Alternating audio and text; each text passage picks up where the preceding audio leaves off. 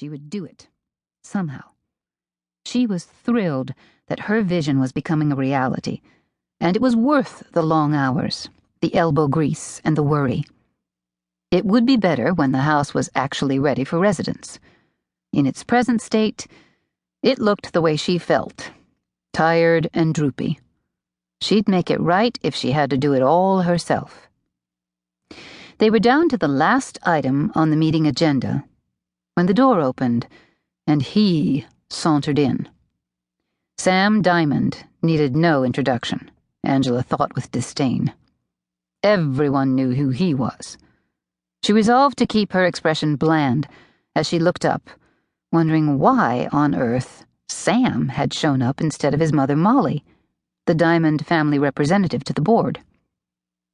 Sam turned a slow smile on the group, and Angela clenched her teeth. He was going to be trouble, with a capital T. She'd known it from the first moment he'd sidled up to her at the Butterfly House fundraiser, and had asked in his smooth, deep voice, "Have we met?" Her tongue had tangled in her throat and she'd hesitated, feeling stupid and predictable as a purely feminine reaction, warred with her usual timidity when it came to dealing with members of the opposite sex, especially in social situations. Well, maybe he'd had her at a disadvantage during their first meeting, but she'd kept the upper hand in the end, and she would today, too. She was far more comfortable in a meeting room than at a cocktail party. But she'd have to do it delicately. His family had made Butterfly House possible, and it wouldn't do to bite the hand that was feeding her project. "Mr. Diamond," Charles lifted his head and offered a wide smile. "I'm afraid we started without you." "Started without him?" Angela silently fumed. He was over an hour late and had just walked in as though he had all the time in the world. And Charles Spring, she felt her muscles tense. Old boys' club indeed. Spring might frown at her over his glasses, but to Diamond he was as sweet as her mother's chocolate silk pie. "I got held up." Sam gave the board a wide, charming smile and removed his hat. "I hope I didn't inconvenience anyone." "Not at all. There's always time for the Foundation's biggest supporter." Heads around the table nodded. Sam shook Charles's hand and then put his thumbs in his pockets. "I didn't realize I'd be in the company of such lovely ladies," he drawled, popping just the hint of a dimple.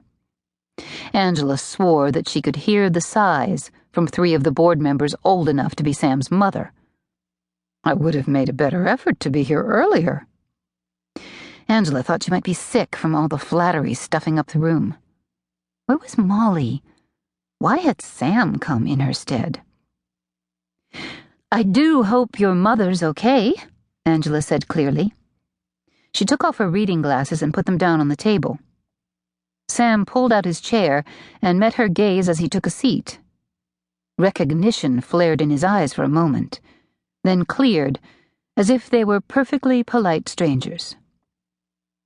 "She's fine. Why do you ask?" There was an edge to his voice, and Angela didn't like it. Maybe he was still nursing a bit of hurt pride where she was concerned. She blinked. Men like Sam Diamond weren't used to being refused, especially when they bought a lady a drink and told her she was a pretty little thing. She'd simply said, "No, thank you." It was only afterward that she'd realized that she'd given a Diamond, a pillar of the community, his walking papers. It put her in an awkward position. She needed his family's support. She ignored the uneasy glances from the board members and pasted on a cool smile. "Molly hasn't missed a meeting yet. She's been so supportive of the Foundation. So I'm a bit surprised to see you here today, Mr. Diamond." Dark eyes met hers, challenging. "And you are?" Oh, the nerve. He knew exactly who she was. She could see by the gleam in his eye that it was a deliberate cut, intended to throw her off her stride.